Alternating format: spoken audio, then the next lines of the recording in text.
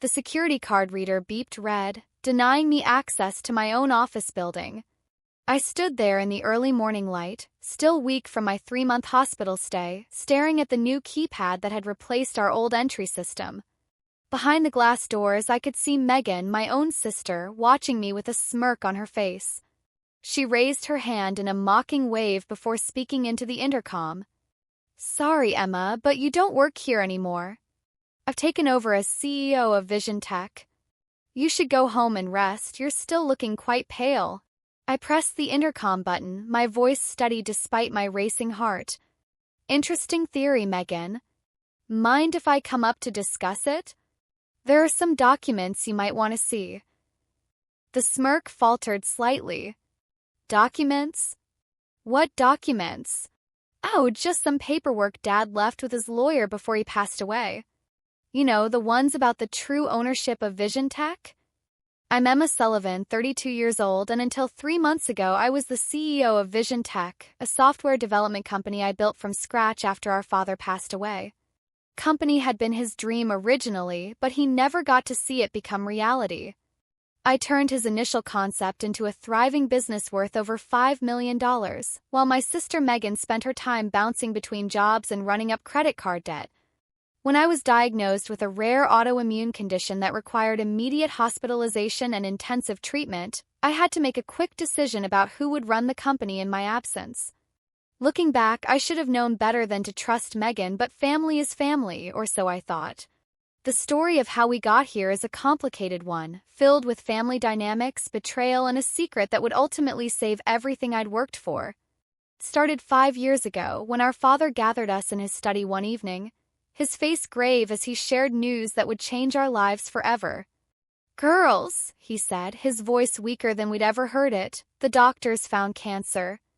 It's advanced, and they're not optimistic about treatment options." I was 27 then, fresh out of graduate school with a computer science degree and big dreams. Megan was 30, working her way through her 3rd career change in as many years.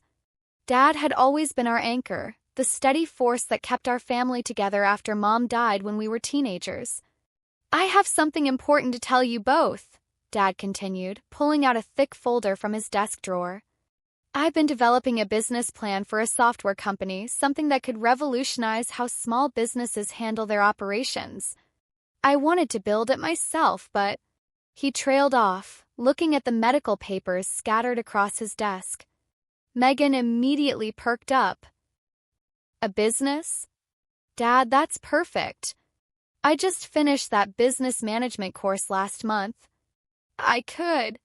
But Dad was already shaking his head. "Megan, honey, you have many talents, but this requires technical expertise and dedication.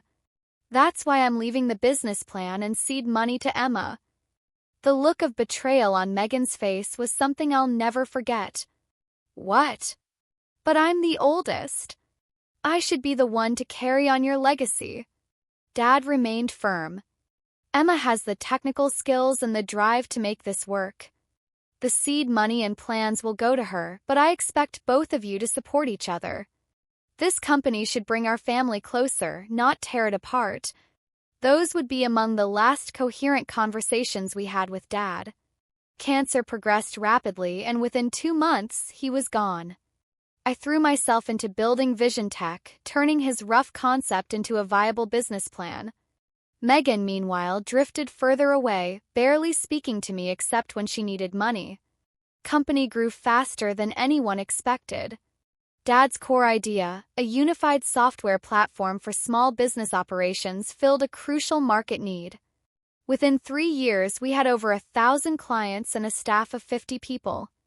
I tried repeatedly to involve Megan, offering her positions in marketing or client relations, but she always declined, saying she deserved better than entry-level positions. Then came my diagnosis. What started as occasional joint pain and fatigue rapidly progressed into something more serious. The doctors called it an aggressive form of autoimmune disease that was attacking multiple organs. They recommended immediate hospitalization and an intensive treatment protocol that would take at least 3 months. I had less than a week to arrange for someone to run the company in my absence. My VP of operations was on maternity leave, and my chief technical officer was in the middle of a crucial product launch. That's when Megan showed up at my office, all concern and sisterly affection. "Emma, you know I can handle this," she said, perched on the edge of my desk. "I've learned a lot about business management over the years. Let me help while you focus on getting better." I was skeptical, but my options were limited. Plus, wasn't this what Dad would have wanted, both his daughters working together to build his dream? So I agreed, but not without taking some precautions. The day before I entered the hospital, I met with Dad's old lawyer, Michael Thompson. He'd helped me set up the company initially and knew all about the family dynamics at play. "Are you sure about this, Emma?" he asked as I outlined my plan. Giving Megan temporary operational control is one thing, but she might try to take advantage of the situation. I nodded, sliding a sealed envelope across his desk. "That's why I need you to hold on to these documents. If anything happens, if Megan tries to claim ownership or make major changes, these will protect the company." What I didn't tell Megan was that before Dad died, he had made me promise something. "Emma," he'd said, his voice barely a whisper, "I need you to protect the company.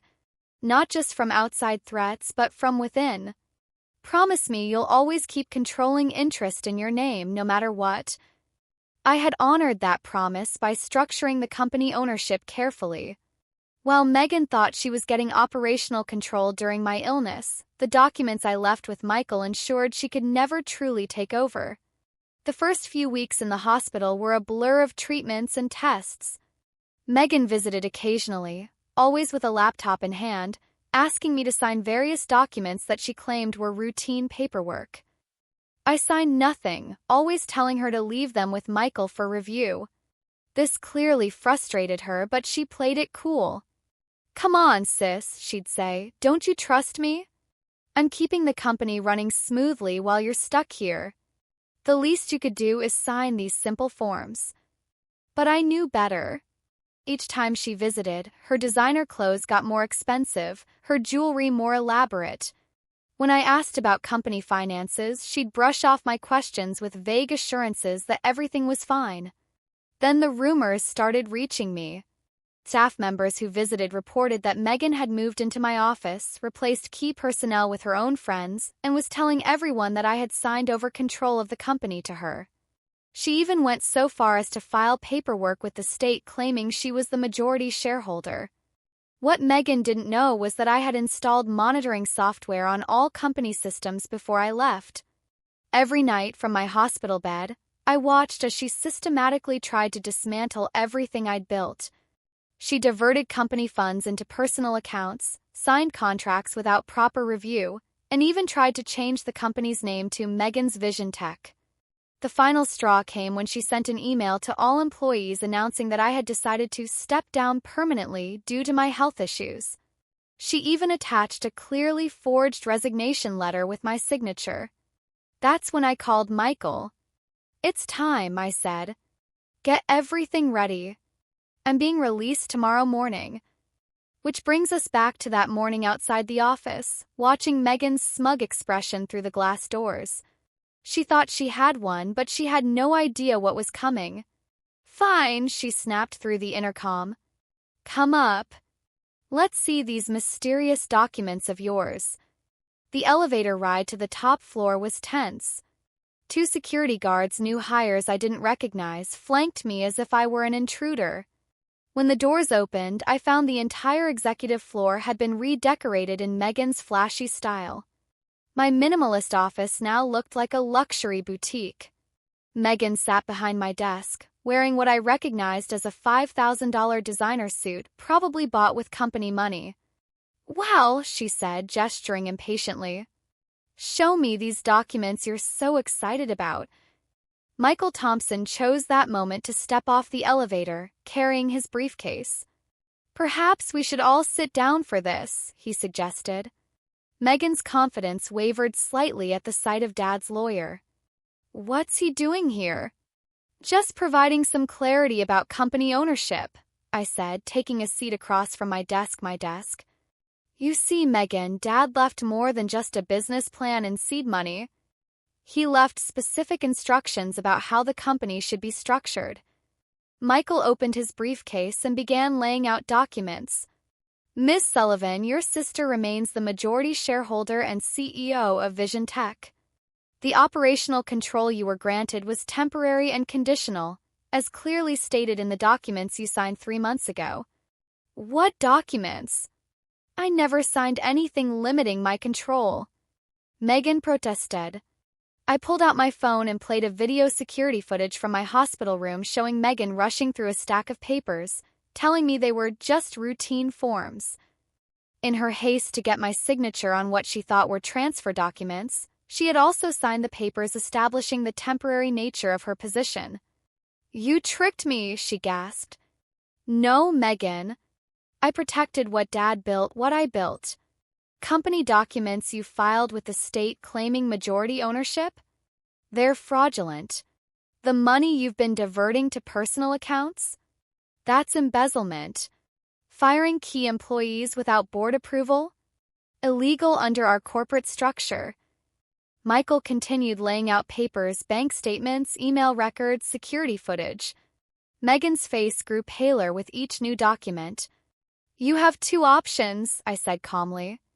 Option 1, you resign immediately, return every penny you've taken, and we handle this as a family matter. Option 2, we press charges for fraud and embezzlement. Your choice. Megan's facade finally cracked. You can't do this to me. I'm your sister. I deserve to run this company. Dad should have left it to me in the first place.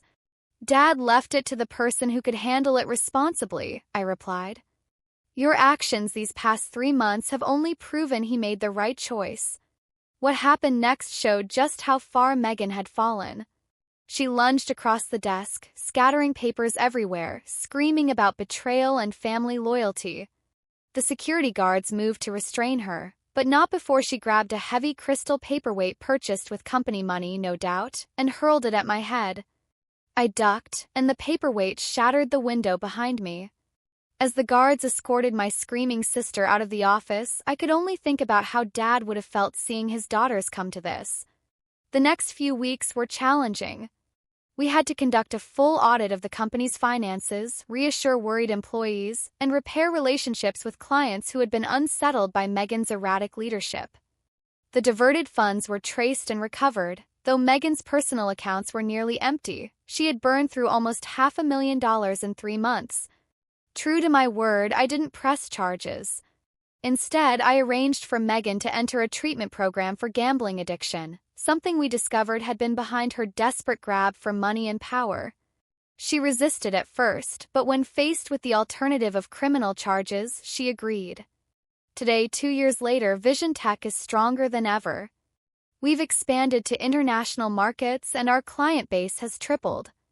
The view from my office still shows the crack in the window from Megan's paperweight. I kept it as a reminder of how quickly trust can be broken and how important it is to protect what you've built.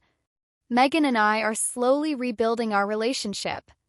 After completing her treatment program, she started her own small business, a legitimate one this time, and seems to have found her path. We have coffee once a month, though we carefully avoid discussing business matters. Dad's portrait still hangs in the company lobby. Sometimes, when I pass by it late at night, I swear I can see him nodding in approval. He knew all along that success in business isn't just about skills or intelligence, it's about integrity, responsibility, and the wisdom to protect what matters most. Company remains in my name, with ironclad legal protections in place. Not because I don't trust Megan's recovery, but because Dad's last lesson finally sank in. Sometimes loving your family means protecting them from their worst impulses. As for those documents that saved everything, they're still in Michael's safekeeping. Some family legacies are too important to leave to chance.